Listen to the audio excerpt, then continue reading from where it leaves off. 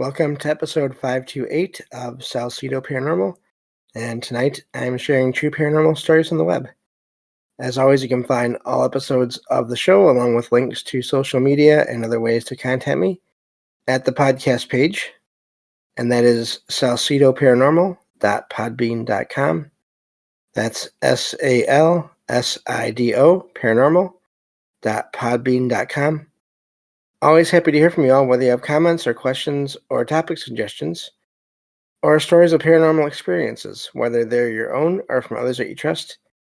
Happy to either read those or have you join me on the show to talk about them. Thank you all for listening, whether you are here for the live streams on Discord, or if you listen to the podcast or YouTube feeds, or on the Troubled Minds radio network. That's KUAP, Digital Broadcasting. There you can hear replays of my show, 2 of them, every night at 6 p.m. Pacific, 9 p.m. Eastern, right before Troubled Minds Radio comes on. As always, I want to thank Michael Strange, host of Troubled Minds Radio, as well as Liam Martin, host of the Exile Minds podcast, for producing the shows and putting them up on the station, along with the music that you hear at the beginning and end of every episode. If you'd like to support the show, there are some different ways to do that. You can always share the show with others and rate and review the podcast on your favorite platform. Also, you can find extra episodes, one every month, starting with this month, in a couple days or so, of the show, of this kind of show, the True Paranormal Stories on the Web, over there on Patreon, and that's for all membership tier levels. And so just sign up for that, and you'll get that. Hopefully, within the next couple months, I can pin down an exact day. It'll happen every month, but for now, it's just whenever I can manage to get one out over there. And also, if you just like to make a one-time donation, you can do that through PayPal. Of course, help is never expected, but always appreciated, especially these days, as there are expenses from equipment to research materials to, in some cases, travel expenses. And I think that covers everything there. So I'm going to be using the last of the True Paranormal Stories on the Web that I have saved up tonight. So quick note about that. For the next 4 episodes, that'll be 529 through 532. I'm going to focus exclusively on more shows about, I can't talk.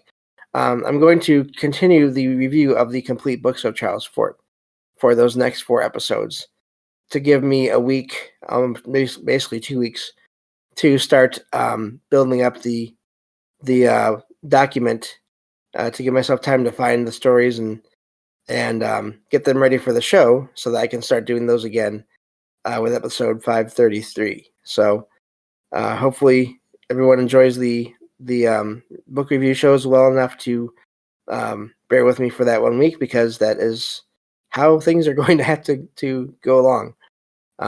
So I just want to let everyone know about that as I start this tonight.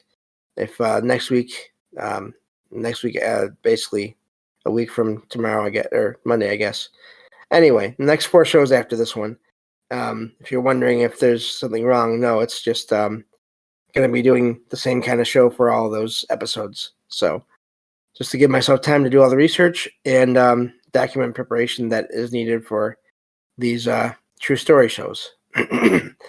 So getting to the actual stories here, like I said, I have a few left.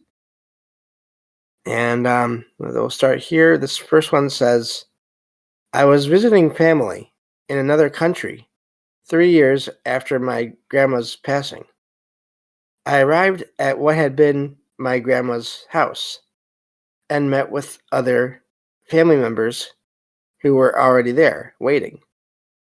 I saw a lady resembling my grandma peeking around the kitchen door, smiling and waving. I mentioned the additional person to my family and went to the kitchen, but I didn't find anyone. My family insisted there was no one else, confused about the sighting. Hours later, I brought up the incident again. My aunt asked what the lady had looked like. I described what I had seen. we realized it was the same outfit that my grandma passed away in. Some of my family members were freaked out. I believe I saw my grandma's spirit. I think she was just happy to see us all together in her house. And that's where that one ends. And it seems like the writer there could be correct. Nothing else happened, I'm guessing, there, based on the fact they didn't talk about anything else. If it was not too long after she had passed, then that's nothing to say that we know exactly how that works, how long people can stay around, or can't, or all those things we don't really know. So, but that sort of makes sense in a way. If the grandma was very close with the rest of the family, then she may want to be there, and maybe the person that wrote that sent it into a website, sent in that encounter. I wonder now with that. I wonder, are they sensitive? Do they have they had other experiences, or was this a one-time thing? Because that would sort of, to me, imply possibly different things. In other words, especially since it was the grandma's house, she could have just been still there partly because of that. But also, if the person that saw her was sensitive, that might also explain why they saw her, but no one else seemed to. So, but either way, or it could have, and as always, it could always be a situation where this grandma wanted this one person in particular to see them. There's just so many variables in all these kinds of encounters that it's really impossible to pin anything down for sure. But obviously, I don't know. But I would like to hope that really was the writer's grandma there, and she was. I wonder if maybe she was even surprised, and that the writer was able to see her, and maybe that's why she was waving, or unless she was trying to get their attention. But at least she was smiling and seemed happy. That's always a good thing. And I don't know what else to make of that one. I would just be curious about the history regarding the house and or the writer as to whether there was anything else going on with either of them. So that's where that one ends, like I said. So I'll move on to the next one here. This one says, there it is. Okay. This one says, my parents built a house on the site of an old, small church used for funerals. The church was not tall, mainly for honoring people. I guess that passed. When I was little, I used to wake up to whispers of my name in the middle of the night. They would say my name and then tell me to wake up. Nothing else ever happened. I just heard whispers. And whenever I woke up, nothing else happened. Everything stopped when I responded once, asking, "Hello, who's calling me?" I never heard the whispers again after that. I didn't find it scary, just strange, and continued to sleep fine. And that's where that one ends. That one is amazing in that so often if you hear about that kind of thing, voices and kids being affected, especially in Hollywood, it's going to go dark. It's going to be worst case scenario. Excuse me. But that one, it seems like once they kind of, I don't know, maybe they realized they were really sort of affecting the writer, when they were a kid, and decided to stop because of that.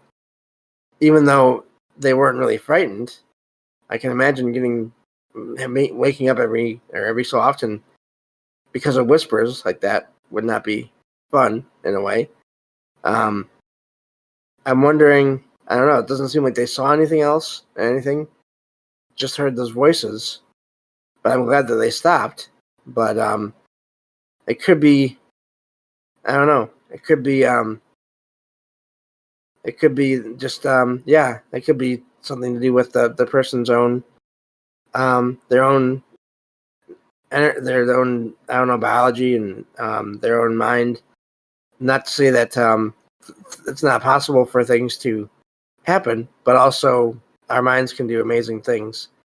PDG says in the chat, I get that whisper thing quite a bit. Think may have to be in a hypnagogic state to hear it. Could be when you're sort of starting to get to sleep, or you're somewhere in that spectrum of stages of sleep. Maybe that was part of it. And when they were awake, fully awake, maybe that's why they didn't hear that anymore.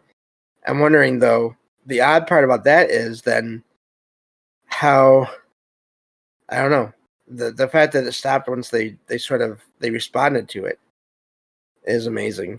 And again, not to say that it can't be the person's own mind, or that it can't be anything paranormal. I think sometimes it can be a mix of both. Excuse me.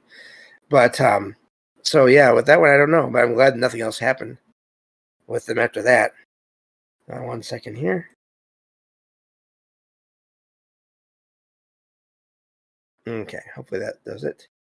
My throat is scratching tonight, but anyway, so yeah, that's really amazing. And I've heard so many accounts like that, people that hear voices like that when they're in their rooms, but only in their rooms.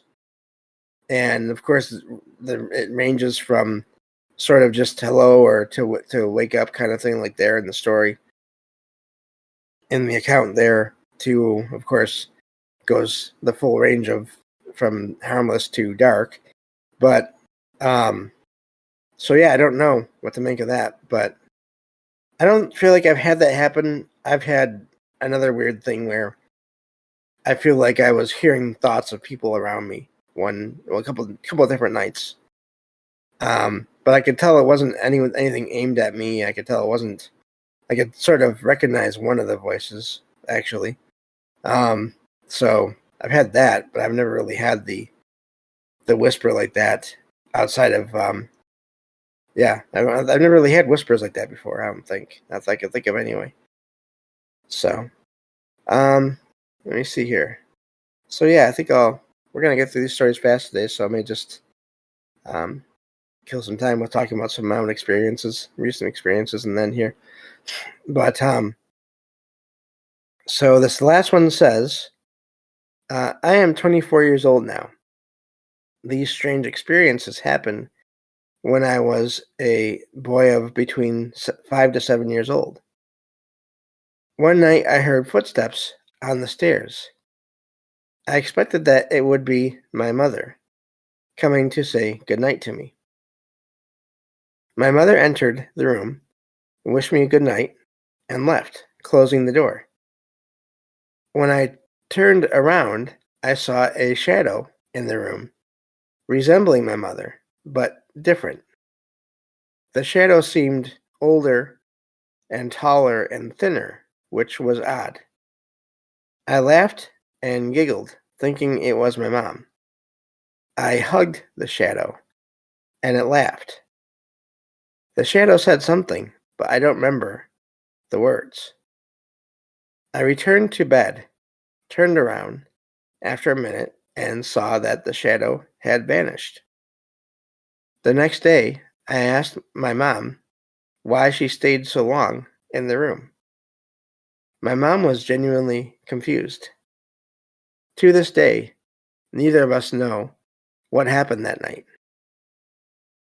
That one is wild. That one, I don't know. They don't go into detail, and I wish that they could go into detail. Because what did the shadow feel like? They don't seem frightened by the experience. Obviously didn't feel frightened if they, I mean, maybe not. I don't know. I could be wrong. Maybe it was sort of a fear response trying to figure things out. And so they ran to this figure thinking, well, it has to be my mom. And hugged them. And then I don't know. That's still odd, though. I just really wonder who was that? What was that? That happened there. I wonder. I don't know. Could it have been an older version of the mother or a relative that had a similar voice, sort of a spirit of a relative? Um, if it looks somewhat similar to the mother, but then again, I don't know because they say it looked similar but different. So is it really that similar? Um, I'm not really one to judge that kind of thing. That seems like a sort of a visual um, description or estimation. And I'm legally blind, so I don't know. But so yeah, I don't know what that could have been. Um, I've only seen shadows a couple times ever that I couldn't explain. But yeah, so I don't know what this kid saw when they were little. I'm glad that they weren't frightened, at least at the time. I imagine finding out after that it wasn't their mom, it wasn't the person they thought it was. I wonder how long it took to sort of process all that. But yeah, so I don't know. That's quite the story to end on as far as the stories go. We'll stick around again for the last bit of the show here. So yeah, that's all the stories for today. Uh, you never know. Sometimes they go fast, and other times they don't. And I'm just trying to think of recent things that had happen in my apartment and everything. Not too much lately. Random bumps and bangs here and there.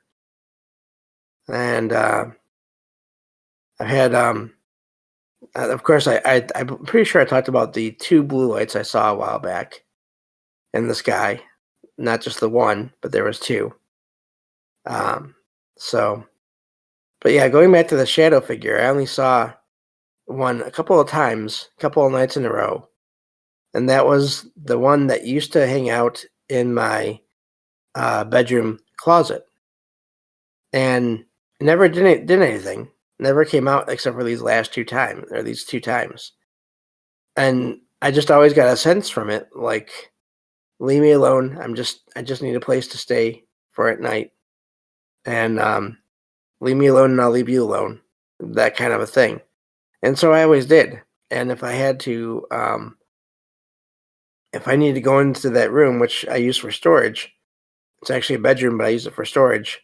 I would just say out loud, I'm just coming in here just for a minute to put this away or take this out. And this went on for, I don't know, a few years or more. And nothing else ever happened in there. And then one night I noticed as I was listening to a podcast about the paranormal, of course, um, I felt the presence in my apartment here, in the kitchen doorway, and I was sitting on the other side of the apartment, and I happened to look, and there was just this shadow figure. It wasn't even really a figure; it was just a blur, or like the height of a person, but no features, and it was just standing there. And I had this feeling like this was the presence that was in my bedroom closet, and so it basically came out. And then after a while, I could sense that it went back into the room. And it did that one more night, and then that was it. I never sensed it in that room or in this apartment again. And so I really don't know what was going on there, except that apparently, whoever it was, they needed a place to stay at night for whatever reason for a time, and then they didn't. And I almost feel like those 2 times coming out, it was sort of their way of saying goodbye. Possibly so. But that closet, that wall, I still get a weird feeling from that wall. I think, and I don't know how all this works, but I think there's still, I don't know if it's a portal or what it is exactly, but I still feel energy, like energy is attached to that wall. And I can feel it if I'm in the room or outside of the apartment on the other side of the wall. And So yeah, I don't know. Yeah, PDG in the chat there. At least it didn't eat your food better than a roommate. And it's so funny because I had people before that when I would talk about this, they would say, "Oh, that sounds, you should try to get rid of whoever this was. That sounds dangerous or scary or all those different things." And I never felt that way with that figure. So that's why I never did that. And I mean, as I always say, I think so much of that is due to popular culture, Hollywood, TV shows. Um, Everything paranormal has to be evil, according to a lot of shows. And obviously, I don't think that's the case. Trying to think of what else has happened recently. Not too much. My place overall has been quiet, which, of course, now that I said that, I'm sure I'll be proven wrong. Um, but yeah, I don't know. Not too much else going on. The blue lights I did see. Let me see here. When was that? It was last year, end of last year, around that time. Um, Actually, that's right. It was not too long before I went to that Paracon. I went outside one night to, I believe it was take out the garbage, or either that or get the mail. I forget now. And it was cloudy outside, but I noticed off in the distance there was one patch of the clouds that was blue, and it was similar to the blue light, but it was not quite as bright as the blue light from before from the other experiences. But in that blue patch, I did see two blue lights, and I felt presences from them, and they were sort of just moving around each other, and they did that for a couple minutes, and sort of like in a circular or almost like a figure eight or infinity kind of shape. And at one point, one of them flew and stopped in the same spot as the other, so it looked like there was just one. And then I felt the presence of one of them leave, and then the other stayed for a few moments longer, and then left as well. And then that patch of blue light in the clouds also faded away. So I don't know what was going on there, but that was amazing. And it was, again, like my 8th sighting of blue lights in the sky that seemed to be aware of me. So over the course of about a year and a half. So let's see here in the chat. My first house I lived in was haunted. It gave me comfort. I was not alone. Yeah, that's it. That's it too. I mean, I never felt anything bad from this other entity that was in that closet. And now it's odd because that room, I never liked to sleep in that room before, but I didn't feel that was because of that entity. So I don't know what else was going on in that room. But that was part of why eventually I moved out of that room and started using it for storage. Not the entire reason, but that was part of it. So I don't know what was going on in there.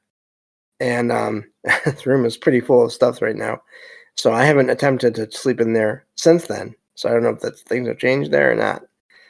But yeah, so really odd how I think there can be just so many different things and energies and entities in any location. And they can be there for however long they are. I mean, or they need to be or want to be there. And so all that, again, don't know how that works, but it seems to happen. And so many accounts, you can find similar accounts of whatever you want over and over and over again. So, but that will do it for tonight's show. Thank you all for listening, and I will talk to you all on the next episode of Salsidoparanormal. Take care.